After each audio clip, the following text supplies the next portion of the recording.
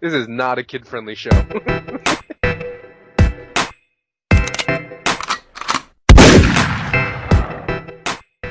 Yo, what is really good, my dudes? Today is January 9th, 2017, and we got another RuneScape update for y'all. Holy shit, goddamn, man, it feels so good to say that once again and be back in my elements.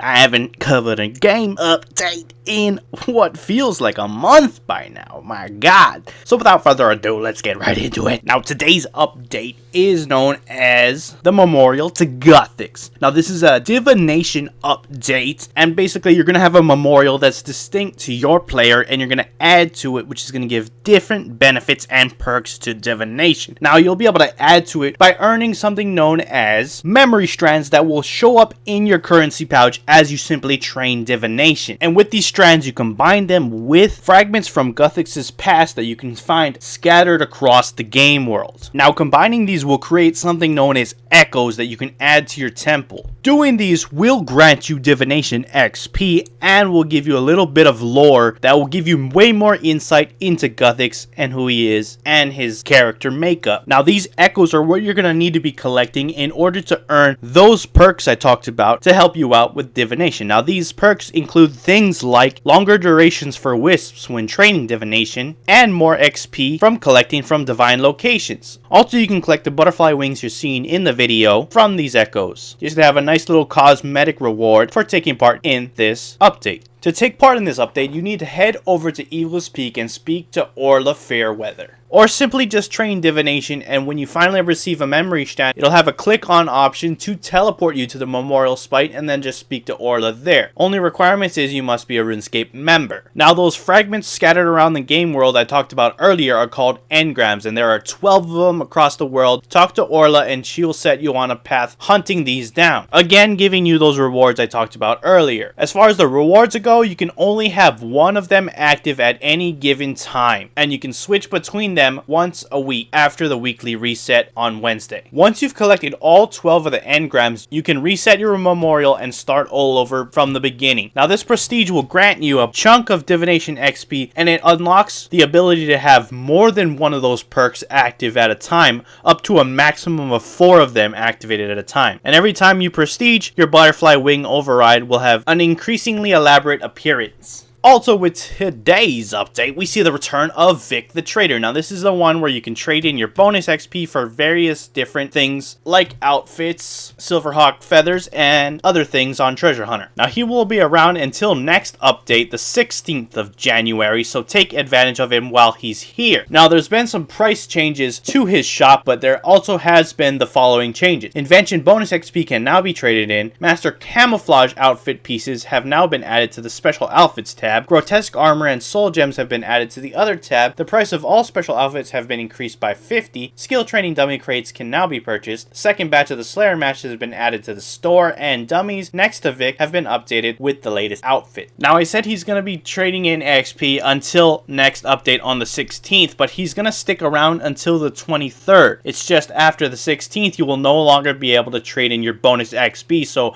keep that in mind. Also, it's worthy of noting that Iron Men cannot partake in the Vic Trader event. And with that out of the way, we can get into the patch notes for this week, so let's jump right into it. So the first one we got for graphical, the zombie walk idle animation now plays correctly again. It's now possible to combine used silver jewelry. Mining a shooting star will now give augmented pickaxes XP. It's no longer possible to alch or dismantle the planks from the Akamaru fight, which caused the fight to enter unofficial hard mode, in which mirages would never end. That's pretty funny they worded it that way. Anyways, Rick Turpentine's name now appears correctly during court cases. Players can now pick up manifested knowledge that spawns during agility training at the advanced barbarian course. If it spawns while using the balance beam, then it will appear on the platform below you. Manifested knowledge will now spawn on the central platform using Heffen's Serenity Post. Next up, a situation where Therisk didn't appear while replaying while Guthix sleeps after a peer reset has been resolved. Players may now correctly drop Anna in a barrel. Imposter, map squares, and Sliske's Labyrinth have been disabled to avoid visual clutter on the game screen and mini-map. Better chat flow has been added when talking about other gods to Armadale and Zamorak in Sliske's endgame. Grammar and spelling errors in Sliske's endgame have been fixed. 2 adjacent rooms in Sliske's labyrinth have been swapped to prevent players crossing into a room they haven't rotated and becoming stuck. Signs of life have been disabled at a certain point. On the conclusion of Sliske's endgame, Sliske will no longer invite Virago to his game after the fact. A number of text issues and inconsistencies in Children of Ma have been fixed. Suspicious traders found in the Children of Ma quest now functionally correctly when leaving the area after deciding their fate. Moving on, the 3 disco outfits can now be keepsaked. Mall of Omens no longer kept on death when dying to the final transition of Virago. Bosses have now lost their festive spirit, meaning they no longer have Santa hats and things of the like. Companion pet Roots will no longer auto-dismiss itself upon logout. A spelling error in the Winter Weekend interface has been fixed. Blood Nihils no longer fail to drop any items if killed as they begin their special attack. The chance of receiving a War Priest in God Wars now decided on an NPC's death rather than on each drop. I'm not really sure what that means. Ice Strike Worms will no longer become immune to attacks when they disappear after burrow attack. Unsetting overload states, while not actually being under the effects of an overload, have been fixed. A spelling area in the deathmatch reward shop has been fixed. Unlock hints for music tracks have been changed to reference the deathmatch arena rather than Crucible. Attempting to hop to Abounding World now has an extra confirmation step since you are very likely to be moved to Edgeville. Tiny Sliske will now always have a click options when familiar options aren't hidden. And the message for spawning manifest knowledge with the Shadow Touch training set effect has been unfiltered. Finally, there was a bunch of hot fixes that went live. Pause the video if you want to read them all right now, and they went live throughout the week, so there they are. Anyways, that's about it for this week's update and patch notes. Links to both of those will be down in the description below if you want to read them yourself and go check it out. I suggest you go do so. Anyways, get on that divination, dog. So if you liked the video, hit that like button, and if you enjoyed me, you want to subscribe and keep up to date on all things RuneScape, so you do not want to miss out on that. Trust me, dog. Anyways, thanks for watching. I'm out. Peace.